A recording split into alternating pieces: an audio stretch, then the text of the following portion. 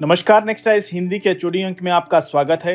आइए आज की पहली न्यूज के ऊपर चर्चा करते हैं। इस न्यूज को द हिंदू ने कवर किया था अपने पेज नंबर 12 पर और ये साइबर सिक्योरिटी से जुड़ी हुई न्यूज है जो जीएस पेपर 3 के अंतर्गत शामिल होगी। प्रधानमंत्री नरेंद्र मोदी ने रविवार को लोगों को डिजिटल अरेस्ट स्कैम के खिलाफ आगाह किया जो पीड़ितों से उनकी मेहनत की गाढ़ी कमाई ठगता है और उनसे ऐसे मामलों की सूचना साइबर हेल्पलाइन पर देने को कहा। पहला कदम यह है कि वे आपकी पर्सनल इंफॉर्मेशन यानी सारी व्यक्तिगत जानकारी एकत्र करते हैं। दूसरा कदम सरकारी कार्यालय जैसे बैकग्राउंड वाली एजेंसी की वर्दी में खुद को प्रस्तुत करके और कानूनी प्रावधानों का हवाला दे करके भय का माहौल बनाते हैं। अगर बात करें कि इसमें सरकारी एजेंसियों में तो इसमें पुलिस, सीबीआई, नारकोटिक्स, आरबीआई जैसे भांति भांति के लेबल लगाकर बनावटी अधिकारी बनकर आत्मविश्वास से बात करते हैं। प्रधानमंत्री ने लोगों को शांत रहने और डिजिटल सुरक्षा के लिए कदम याद रखने की सलाह दी। उन्होंने कहा, रुको, सोचो और एक्शन लो।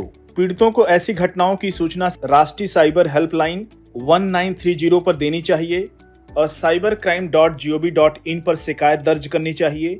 अपने परिवार को सूचित करना चाहिए और किसी भी सबूत को सुरक्षित रखना चाहिए। उन्होंने जांच एजेंसियों के प्रयासों पर प्रकाश डाला जिसमें नेशनल साइबर कोऑर्डिनेशन सेंटर शामिल है जिसने हजारों धोखाधड़ी वाले वीडियो कॉलिंग आईडी और सिम कार्ड और बैंक खाते क्लोज कर दिए हैं। प्रधानमंत्री मोदी ने जोर देकर कहा कि इन स्कैम से बचाव के लिए सिटीजन अवेयरनेस यानी नागरिक जागरूकता महत्वपूर्ण है। सर्टिन ने भी चेताया, जल्दबाजी की या डरे तो होंगे डिजिटल अरेस्ट। सर्टिन, अब बात कर लेते हैं सर्टिन की। आप जानते हैं ये बहुत इंपॉर्टेंट संस्था है भारत में। देश में डिजिटल अरेस्ट की बढ़ती शिकायतों के बीच इसका फुल फॉर्म ही होता है computer emergency response team India. IN का मतलब है इंडिया।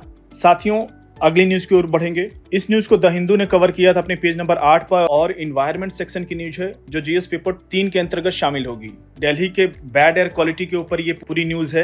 दक्षिण पश्चिम मानसून की वापसी और सर्दियों की शुरुआत के साथ दिल्ली में एयर क्वालिटी में तेजी से गिरावट आई है। PM 2.5 यानी पार्टिकुलेट मैटर 2.5 का स्तर अक्सर 300 से अधिक हो जा रहा है जो वेरी पुअर यानी बहुत खराब एयर क्वालिटी का संकेत देता है। यह गिरावट काफी हद तक पंजाब में खेतों की पराली जलाने से जुड़ी हुई है जो किसानों द्वारा राइस यानी धान की कटाई के बाद खेतों को जल्दी से साफ करने के लिए इस्तेमाल की जाने वाली प्रथा है। पराली जलाने से एयर पोल्यूशन में काफी योगदान होता है और स्टडी से पता चलता है कि सर्दियों के दौरान दिल्ली में PM 2.5 के स्तर में इसका 20 से 40% हिस्सा होता है।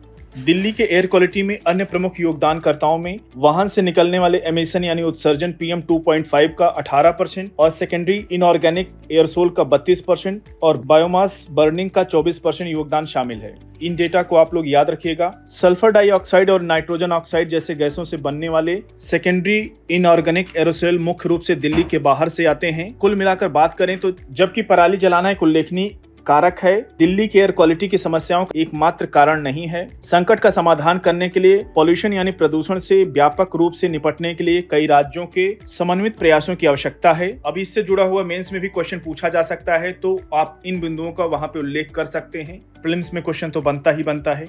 अगली न्यूज की ओर बढ़ेंगे। इस न्यूज को द हिंदू ने कवर किया था अपने पेज नंबर 11 पर और ये भी इन्वायरमेंट सेक्शन से जुड़ी हुई न्यूज है जो जीएस पेपर 3 के अंतर्गत शामिल होगी। न्यूज यह है कि भारत को 100 में से 45.5 निराशाजनक स्कोर प्राप्त हुआ है जो वर्ष 2024 के ग्लोबल नेचर कंजर्वेशन इंडेक्स जिसको NCI बोलते हैं में 176वें स्थान पर है और जिससे यह वैश्विक स्तर पर सबसे 5 खराब प्रदर्शन करने वालों में से एक बन गया है। Goldman Sonnenfeld School of Sustainability and Climate Change और biodv.com द्वारा शुरू किया गया NCI भूमि प्रबंधन, जैव विविधता खतरे, शासन क्षमता और भविष्य के रुझानों के आधार पर कंजर्वेशन एफर्ट यानी संरक्षण प्रयासों का मूल्यांकन करता है। इंडेक्स भारत के संरक्षण प्रयासों में महत्वपूर्ण मुद्दों विशेष रूप से अकुशल भूमि प्रबंधन और बढ़ती जैव विविधता खतरों पर प्रकाश डालता है। 53% भूमि शहरी, औद्योगिक और कृषि उपयोग के लिए परिवर्तित हो चुकी है। उच्च कीटनाशक उपयोग और मिट्टी प्रदूषण में गंभीर चुनौतियां प्रस्तुत करते हैं। इंडेक्स बेहतर संरक्षण रणनीतियों की तत्काल आवश्यकताओं पर प्रकाश डालता है, विशेष रूप से SDG 14 और 15 से संबंधित भारत की चुनौतियों के मद्देनजर। याद रखिएगा, आप इन कमेंट बॉक्स में बताइए भी कि SDG 14 क्या है और SDG 15 क्या है। अगली न्यूज की ओर बढ़ेंगे। इस न्यूज को द हिंदू ने कवर किया था अपने पेज नंबर 18 पर और ये साइंस एंड टेक सेक्शन की न्यूज है जो जीएस पेपर 3 के अंतर्गत शामिल होगी। New rocket plus moon and Venus mission herald new beginning, ये पूरी न्यूज है। भारत सरकार ने हाल ही में कई महत्वाकांक्षी अंतरिक्ष परियोजनाओं को मंजूरी दी है जो इसके अंतरिक्ष कार्यक्रम के लिए एक नए चरण का संकेत है।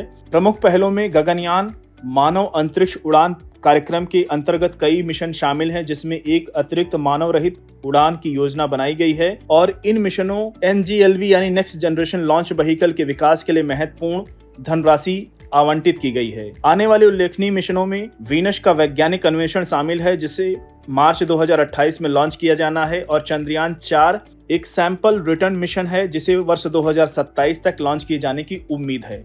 भारत जापान के साथ लूपेक्स यानी लूनर पोलर एक्सप्लोरेशन मिशन पर भी सहयोग कर रहा है और 52 सैटेलाइट्स के नियोजित समूह के साथ अपनी स्पेस बेस्ड सर्वेलांस यानी SBS क्षमताओं का विस्तार कर रहा है। निसार यानी NASA ISRO synthetic aperture radar satellite और यूरोपीय प्रोबा 3 मिशन भी क्षितिज पर हैं जिनकी लॉन्चिंग योजना क्रमशः वर्ष 2025 की शुरुआत में 29 नवंबर के लिए निर्धारित है। प्राइवेट सेक्टर भी अच्छी प्रोग्रेस कर रहे हैं। अगली न्यूज की ओर बढ़ेंगे। ये आज की लास्ट न्यूज होगी हम लोगों की। इसको PIB ने कवर किया था और ये डिफेंस सेक्शन की न्यूज है जो जीएस पेपर 3 के अंतर्गत शामिल है। न्यूज ये है कि भारतीय सेना की largest fighting arm of the Indian army यानी भारतीय सेना की सबसे बड़ी लड़ाकू शाखा इन्फेंट्री के योगदान को याद करने के लिए प्रत्येक वर्ष 27 अक्टूबर को इन्फेंट्री दिवस मनाया जाता है। इस दिन का राष्ट्र के लिए एक अनूठा महत्व है क्योंकि वर्ष 1947 में इसी दिन भारतीय सेना के इन्फेंट्री मैन श्रीनगर हवाई अड्डे पर उतरने वाले पहले सैनिक बने थे जिसने श्रीनगर की बाहरी इलाकों से आक्रमणकारियों को वापस खदेड़ दिया और जम्मू कश्मीर राज्य को पाकिस्तान बैक ट्राइबल इन्वेजन यानी पाकिस्तान समर्थित ट्राइबल आक्रमण से बचाया था। साथियों, आज के चौड़ी अंक को यहीं पर समाप्त करते हैं। मिलते हैं नेक्स्ट अंक में कुछ और इंपॉर्टेंट न्यूज के साथ। तब तक जुड़े रहिए नेक्स्ट आइस हिंदी के साथ। धन्यवाद।